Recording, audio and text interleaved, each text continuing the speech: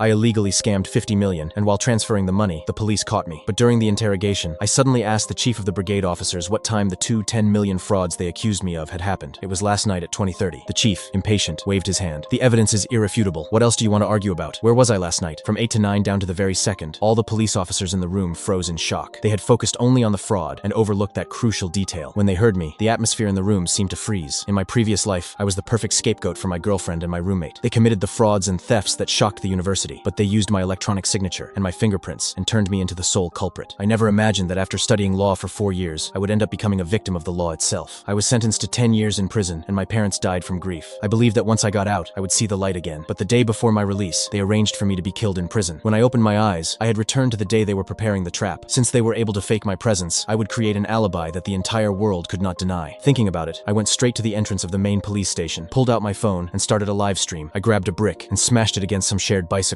Quickly, my actions set the chat on fire. Messages kept appearing. Damn, this guy is crazy. Call the police. This guy is sick. Looking at the insults, I realized it was exactly what I wanted. Sure enough, sirens were soon heard. Then I threw down the brick and turned to the phone to say, remember the time? 23102025. 20 sharp. Lee House is committing a crime here. Soon, 3 police officers came running over with batons. I broke the bicycles. Don't waste time. Take me to the holding cell. Having said that, I climbed into the patrol car by myself. The police officers had never seen such a cooperative criminal, but what confused them even more was my even more arrogant attitude during the interrogation. I broke the bicycles all by myself. I do not intend to pay a single cent. I only ask for one thing: arrest me today. The officers were bewildered. The chief, acting in good faith, warned him, do you know what it means to be detained? I looked at the chief and smiled. Intentional destruction of public or private property carries 5 to 10 days of detention and a fine of up to 500. If it is serious, 10 to 15 days and a fine of up to 1,000. I broke 5 bicycles. The value exceeds 2,000. It is serious, the chief asked in surprise. You study law? That is why I know exactly what I am doing. With no other option, the police officers took me to the holding cell. I sat against the wall, closed my eyes, and remembered my previous life. At that exact moment, my roommate and my girlfriend were at the university making the final transfer. They used my student card to open the door, my fingerprints to unlock the computer, and a recording of my voice to authorize the transfer. All the evidence pointed to me being there. But this time, I was inside the police station holding cell. The alibi the police themselves were giving me. Who could possibly refute it? While I was thinking about the next step,